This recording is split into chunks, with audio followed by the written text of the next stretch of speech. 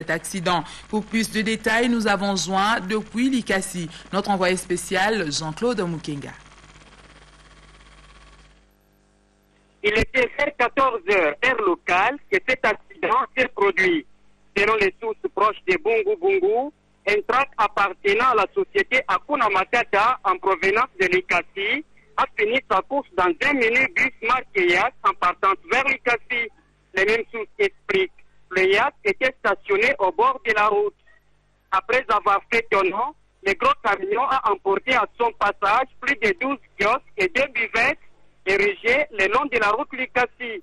Pour les témoins de l'accident, plus de 20 personnes sont mortes et une trentaine blessées.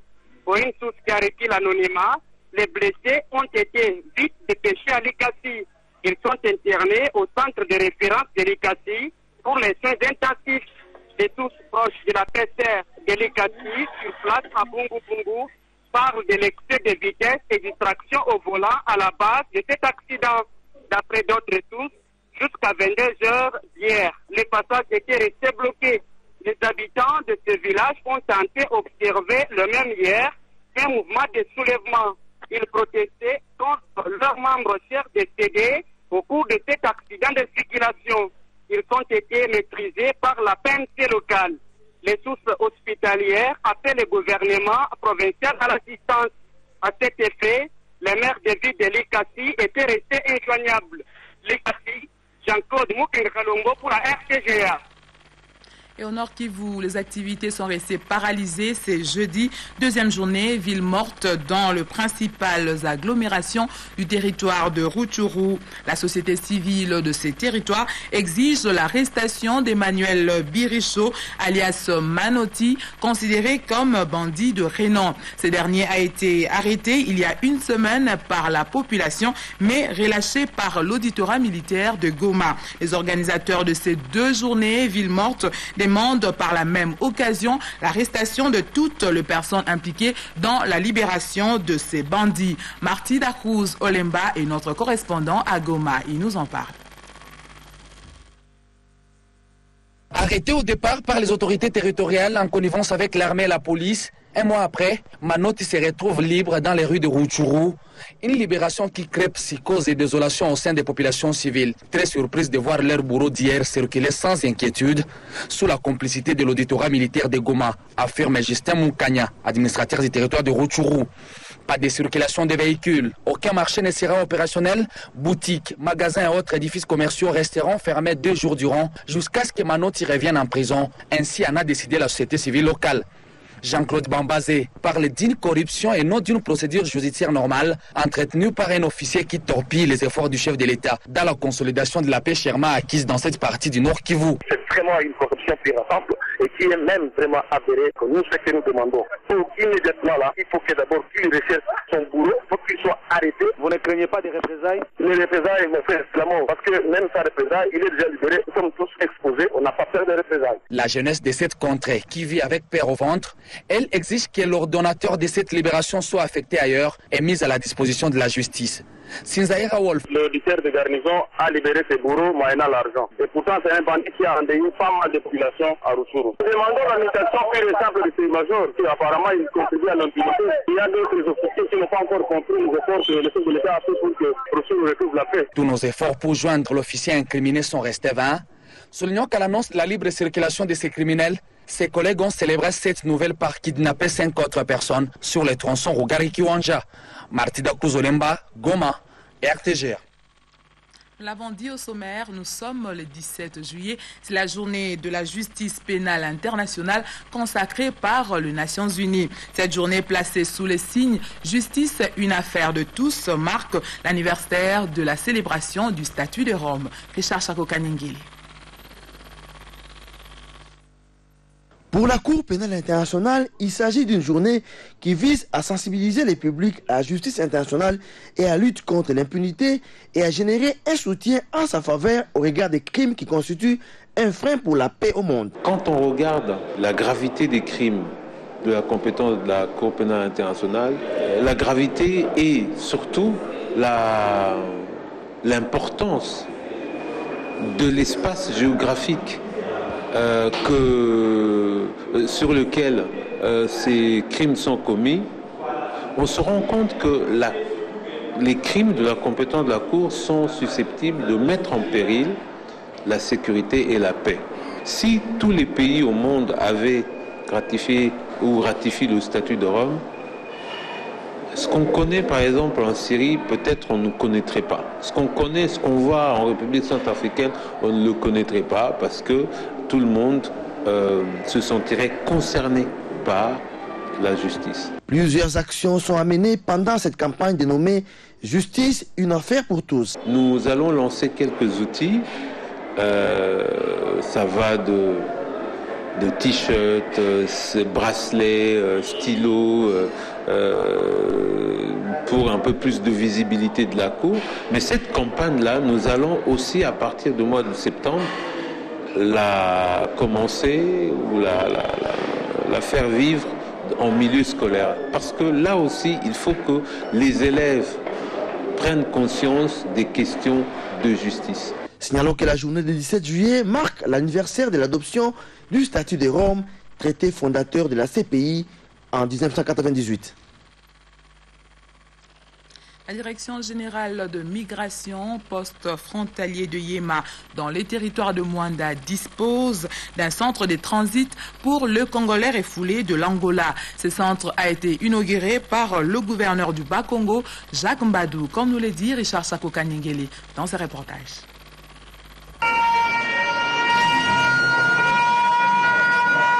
Ces bâtiments peints aux couleurs jaune et bleu, réhabilités et équipés par l'Organisation internationale pour la migration avec l'appui financier du gouvernement japonais situé à Yéma dans les territoires de Mwanda au Bas-Congo, serviront de centres de transit pour les Congolais expulsés de l'Angola. Ils appartiennent à la Direction générale des migrations, Direction provinciale du Bas-Congo. Au nom du directeur général des migrations, François Béa, présent à cette cérémonie d'inauguration de ces bâtiments, le directeur provincial de l'immigration a précisé que ce centre va améliorer la prise en charge des Congolais expulsés d'Angola, dont la plupart viennent en état de vulnérabilité. Le gouverneur du Bas-Congo, Jacques Mbadou Sitou, qui a inauguré ce centre de transit, a salué l'engagement et la bonne gestion qui caractérisent les comités de gestion de la DGM. La tête de la DGM, parce que depuis votre avènement, il n'y a pas que le Bas-Congo, mais toute la République démocratique du Congo a déjà connu des dizaines et des dizaines d'inaugurations grâce à votre entrepreneuriat. À notre qualité du président de l'ordre opérationnel pour les services œuvrant aux frontières, nous allons devoir signer un contrat programme pour pouvoir moderniser toutes nos frontières. Parce qu'il n'est pas normal que nos frontières donnent un visage de parents pauvres. Une visite guidée dans ces bâtiments par les officiels a sanctionné cette cérémonie.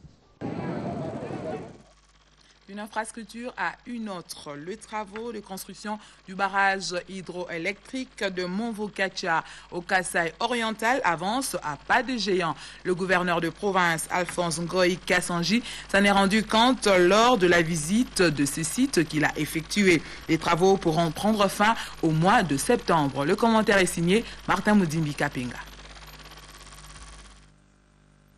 C'est grâce aux demi-milliards de dollars américains injectés à la SACIM sous le leadership du président de la République, Joseph Kabila Kabange, que les travaux de construction du barrage hydroélectrique de Monvokacha ont atteint une vitesse de croisière. L'ouvrage de 4 MW est presque fini. Pour l'instant, les ouvriers s'attellent à la construction de la conduite rapide d'eau. Les Estes Kassaïens sont plus que contents de la réalisation de cet ouvrage dont la mise en service est prévue au mois de septembre prochain. Je suis comblé de joie.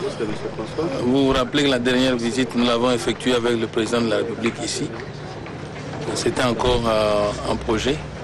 Mais ce que je viens de voir, je peux dire aujourd'hui que ce qui était un rêve est devenu une réalité. Donc je dois féliciter nos partenaires d'AFEC qui ont investi de leurs moyens, de leur argent. Je dois féliciter notre capital humain. Puis avant cela, le gouverneur Alphonse Ngoï Kassanji a visité l'usine de traitement des diamants de l'ex-Sengamine. Le numéro 1 du Kasaï a suivi avec un intérêt soutenu tout le processus de traitement du diamant.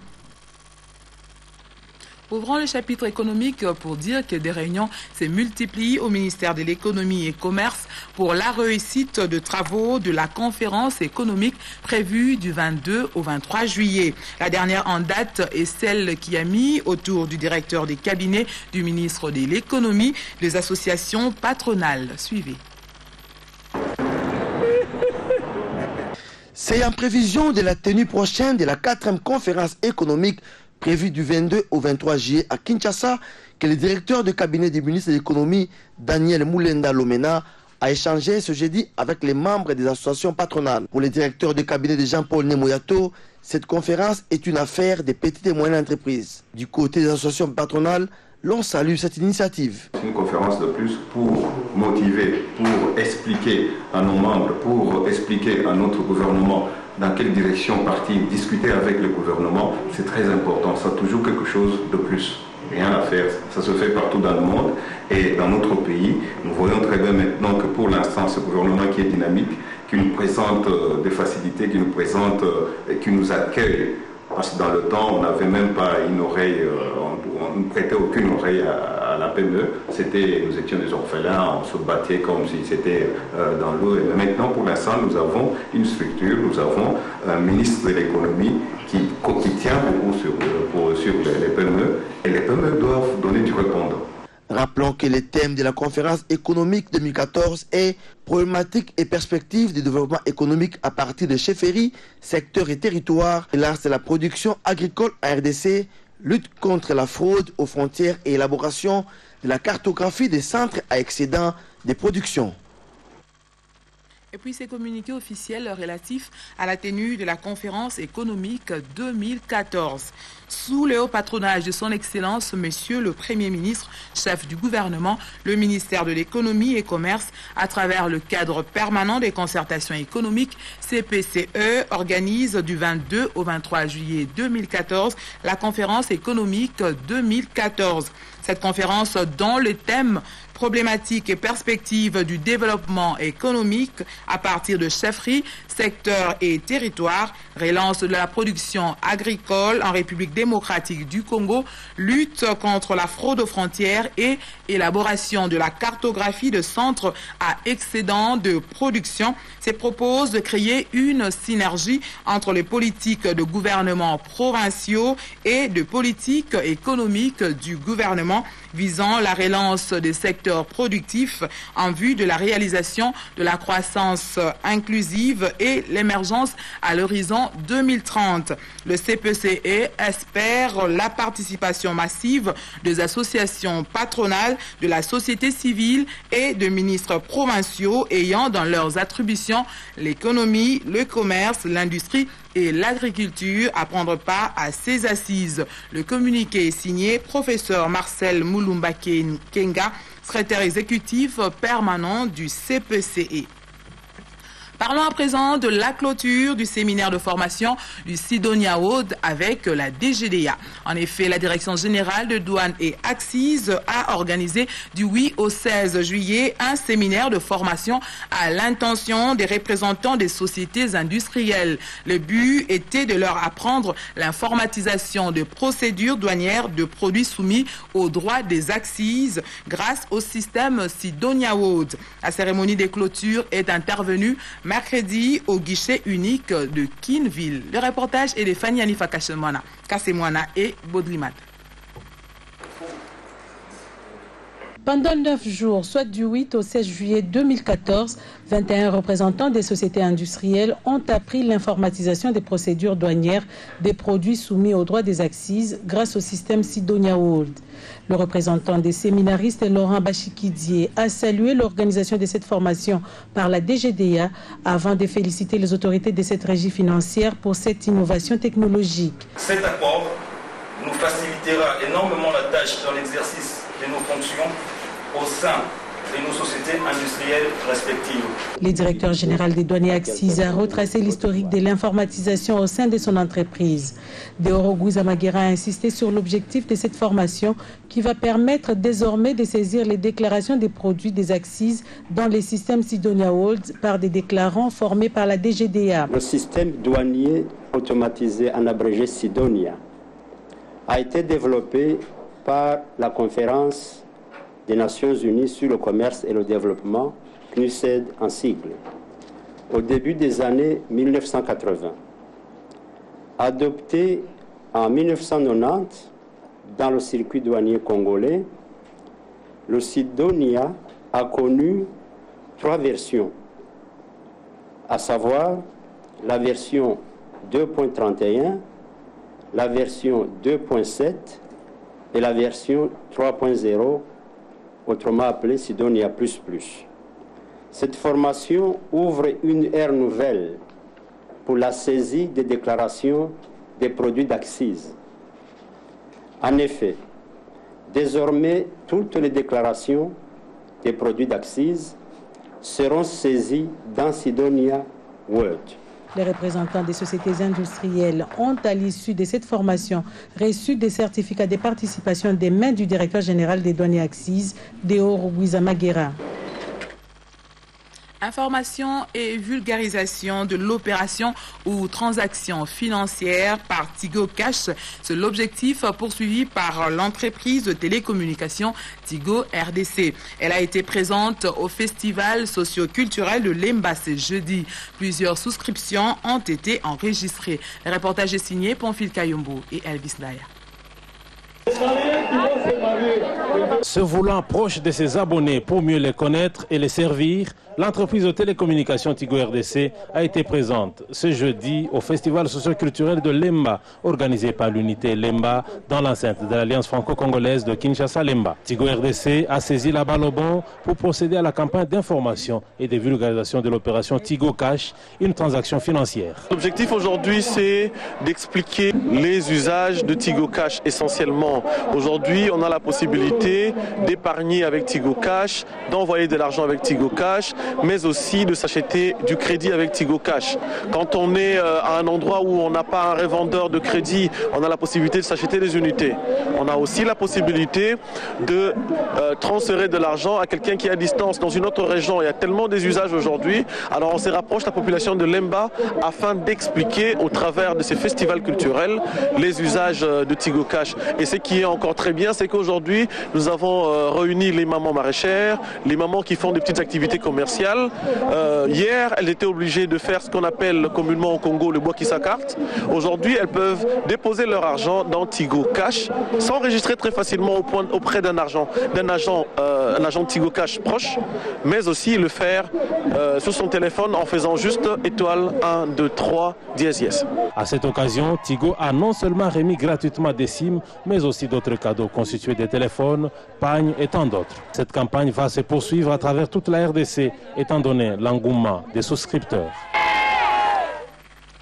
Parlons à présent de la matinée scientifique à l'université Marien Ngouabi, de la gestion des forêts en RDC, contribution à l'étude et problèmes d'ordre écologique, économique et juridique. C'est l'intitulé de la dissertation doctorale défendue par Maître Hilaire Kabouya à l'université Marien Ngouabi. Les récipiendaires a reçu la mention très honorable. Les commentaires est signé Martin Moudimbi Kapenga. C'est devant les jurys internationaux de l'université de Bangui, délocalisé à l'université Marien Ngouabi de Brazzaville, que Maître Hilaire Kabouya a défendu sa dissertation doctorale en droit qui portait sur la gestion des forêts en République démocratique du Congo, contribution à l'étude et problèmes d'ordre écologique, économique et juridique. À travers cette étude, les récipiendaires a voulu porter sa contribution sur la gestion des forêts dans notre pays. De manière très succincte, le docteur Hilaire Kabouya s'est trouvé à la croisée des chemins entre l'impératif de la conservation de la nature. Les forêts y relèvent de la nature. Vous savez que les déboiser, les détruire, cause énormément de tort à la nature. La disparition des espèces fauniques et floristiques, les changements climatiques.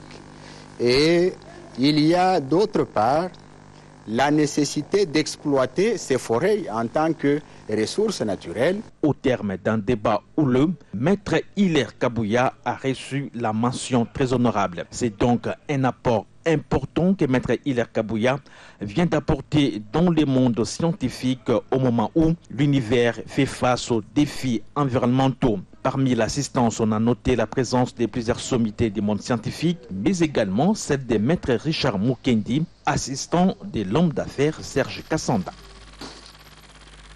Les 2 mois des vacances scolaires sont mis à profit par les églises dites de réveil. Séminaires, croisades, campagnes et d'autres manifestations évangéliques sont organisées pendant cette période. Cet engouement spirituel se justifie par certains responsables des églises, par la réussite de ces assises au regard de l'affluence de participants. Vicky Moukeba, Mireille Yenga, Madeleine Ongala et Francis Yamoudele ont réalisé ce reportage.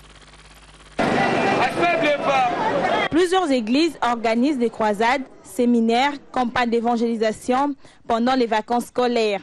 Banderoles, pancartes, affiches et différentes photos des animateurs de ces rencontres sont visibles à chaque coin de la capitale. Il est difficile de traverser une avenue sans apercevoir une invitation d'une église sur lesquelles apparaissent les photos et des thèmes prophétiques qui seront développés. Les responsables de ces églises justifient le choix de cette période. C'est la période à laquelle les parents qui accompagnent les enfants à l'école chaque jour sont en pause, et les enfants aussi qui ont reçu le Seigneur, qui sont des chrétiens, des croyants, sont aussi en pause. Et à cette période-là, l'Église en profite pour faire avancer ces programmes spirituels dans la vie de ses membres. Parce que et les parents et les enfants sont des chrétiens, sont des membres des églises. Et c'est la période favorable pour l'Église de faire avancer son œuvre. Les vacances, c'est le temps où tout le monde est disponible, surtout les enfants. Les enfants venaient de terminer les études, alors nous profitons aussi de cela. Mais souvent, c'est aussi la direction divine. Nous programmons ces choses en rapport à ce que Dieu nous a donné comme message. Mais souvent, Dieu aussi regarde la disponibilité des hommes. Et en ce moment ici, pas seulement pour les vacances, mais aussi, par exemple en Europe, ils sont aussi en vacances. Nous profitons de cette occasion. Et les gens qui sont de l'Europe venir à Kinshasa pour qu'ils puissent aussi assister à ce genre d'événements. Au moment où certaines églises sont déjà en pleine campagne, d'autres organisent de retraites et veillées de prière en prévision d'autres programmes évangéliques. Une façon pour ces églises d'accomplir ce que dit la Bible, à savoir prier sans cesse. Le journal de journaux, nous allons lire cette fois-ci. Le journal paru ce jeudi dans la capitale congolaise ont abordé différents sujets d'actualité. Une revue de presse signée José Olitomaki. On peut lire à la une du journal L'Avenir une fronde injustifiée. La raison doit primer sur les émotions. On peut certes se féliciter de l'implication active de l'Église dans le processus démocratique de la RDC. Mais de là à épouser délibérément les thèses d'une frange de l'opposition politique et à vouloir les imposer à l'ensemble de la communauté nationale est une initiative malvenue qui est vécue par bon nombre de compatriotes catholiques comme une trahison de leur idéal chrétien. Lorsqu'on décrypte le comportement et la prise de position politique au sein de la hiérarchie catholique à Kinshasa, l'on se demande par moments s'ils ne regrettent pas leurs conditions et s'ils ne seraient pas tentés de troquer leur soutane contre un autre statut, renchérit le journal. Autre journal, autre titre, le palmarès titre « Diaspora congolaise ». Le faux pas des émissaires du pouvoir. Après avoir consolidé le front intérieur de manière remarquable, le chef de l'État manifeste le souci de lancer la cohésion nationale jusqu'au sein de la diaspora congolaise. Malheureusement, une meute d'opportunistes menace de compromettre tous ces efforts. Dans un autre chapitre, Forum des As écrit FDLR, le niet de Kinshasa à la MONUSCO. Les combattants hutu-rwandais de FDLR sont désormais déclarés personnes non grata sur le sol congolais. Le gouvernement congolais s'est exprimé ce mercredi devant les ambassadeurs des États membres de la SADC et de la CIRGL. Le journal La Prospérité parle du Grand Lac. Mary Robinson s'en va, un dur à cuire arrive. Ce changement ne passe pas inaperçu. L'envoyé spécial de l'ONU pour les Grands Lacs africains est rappelé à New York pour occuper les fauteuils de l'envoyé spécial de Ban Ki-moon pour les changements climatiques. La référence plus parle de la persistance des groupes armés en RDC et écrit « Des milliers de femmes et d'enfants soumis à l'esclavage sexuel et au travail forcé dans des mines d'or et de diamants dans la réserve Afon à Okapi. Bouclons cette revue de presse avec le journal La Manchette qui écrit « Le gouvernement de cohésion nationale est certain, Matata 2 pour sauver Kabila ». Voilà, c'est la fin de cette édition d'information de partout. Vous l'avez suivi. Nous vous disons merci. Merci encore de rester fidèle à la RTG à Haute.